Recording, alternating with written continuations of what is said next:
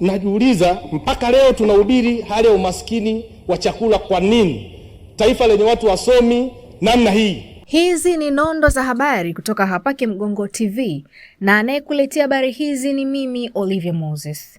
Mbunge wa jimbo la Hai Saasisha Mafue amehoji sababu zinazoendelea kulifanya taifa kuzungumzia hali ya umaskini wa chakula kwa miaka mingi, akisema licha ya Watanzania kuwa wasomi na nchi kuwa na rasilimali nyingi za uzalishaji, bado changamoto hiyo inaendelea kujitokeza.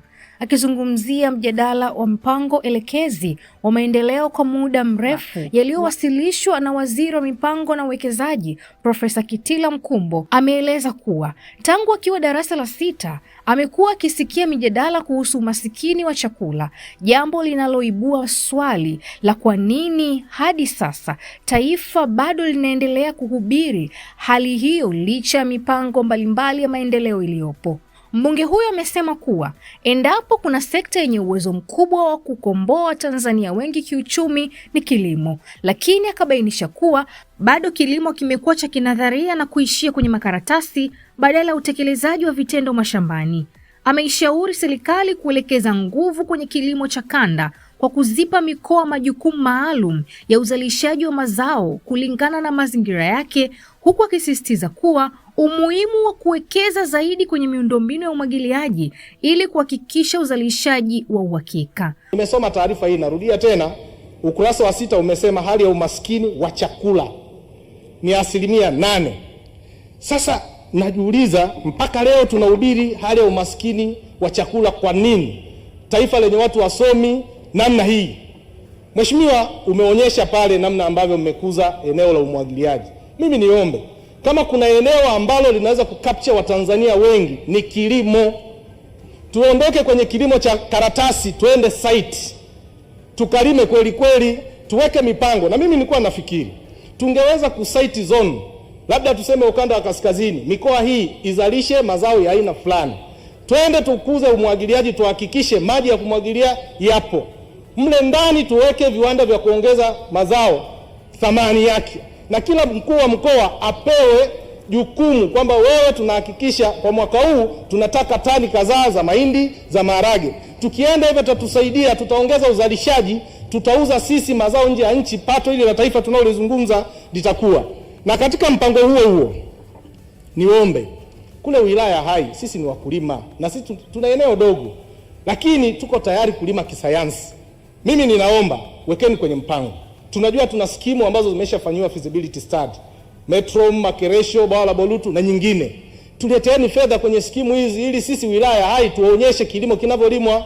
Tayari tuna soko la Kwasadala pale, na ikumbuke ardhi yetu ni ndogo. Kwa hiyo hizi skimu zikijengwa pamoja na skimu ndogo ya Ngusero, Mkalama, Kilanya na pale Urara, tukipata sisi tutawaonyesha kwa vitendo, na mimi mbunge nitatangulia mbele namna ya kuongeza uzalishaji. Lakini profesa, unafahamu katika dhana hii ili tuondokane na neno umaskini wa chakula, Profesa Mbarawa anajua tulimaliza mgogoro pale Kia, wananchi wameondolewa na tumekubali, lakini ndiko tulikuwa tunalima. Kwa sasa hivi hamuhitaji hekta zote 11,000 kule Cheki Maji.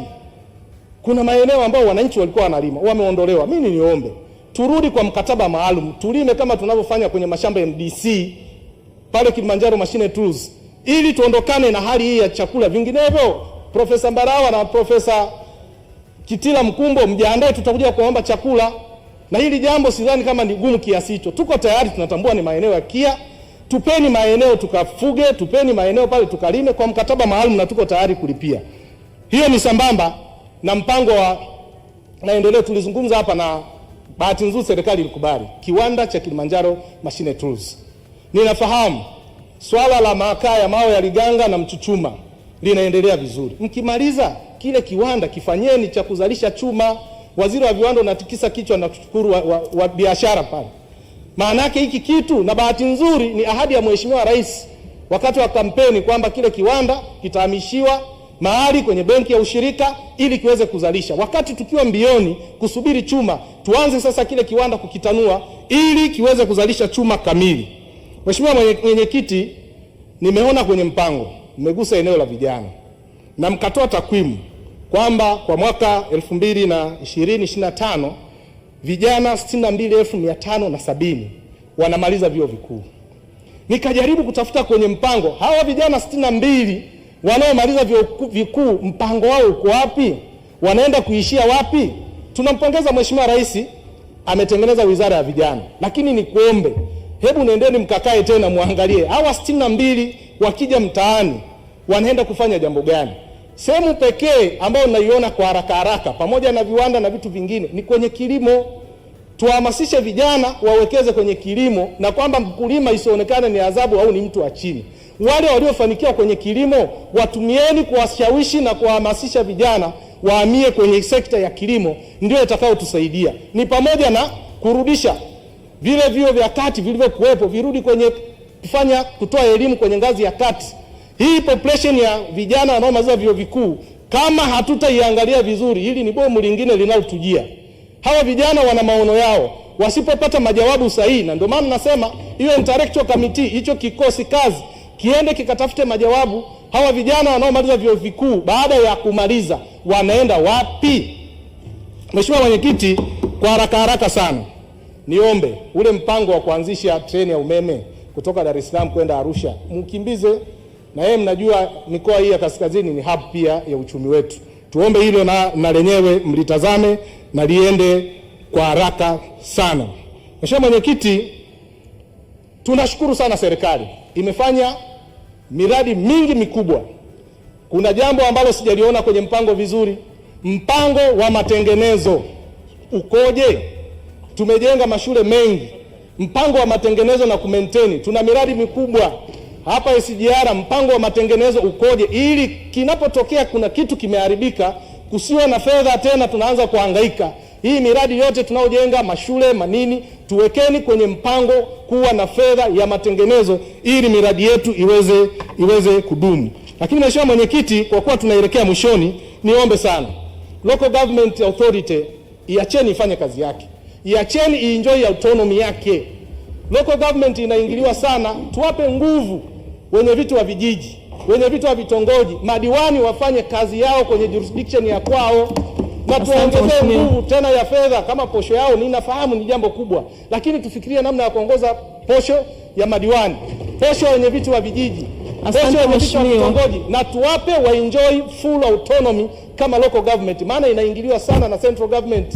Kwa wingi wa habari hizi tembelea hapa Kemgongo TV. Mpaka wakati mwingine, asante. Sikiliza, unataka kujenga nyumba imara kwa bei nafuu? Karibu Kemgongo Hardware. Tunaopatikana Dodoma karibu na ofisi ya kata ya Mchuka, mkabala na barabara ya lami ya kuelekea Mvumi. Sisi Kemgongo Hardware tunauza vifaa vyote vya ujenzi, kuanzia saruji, nondo, mabati, rangi hadi matofali. Matofali yetu sasa yanapatikana kwa saizi zote kama vile inchi 5, inchi 6, yakiwa katika hali ya uimara na yenye ubora kwa bei nafuu zaidi ya soko. Iko hivi, Kemgongo Hardware ndio sehemu sahihi kwa ujenzi wako wa ndoto. Wasiliana nasi kupitia simu namba 0750694276 ama 0653611722. Kemgongo Hardware, karibu ujenge nasi kwa gharama nafuu.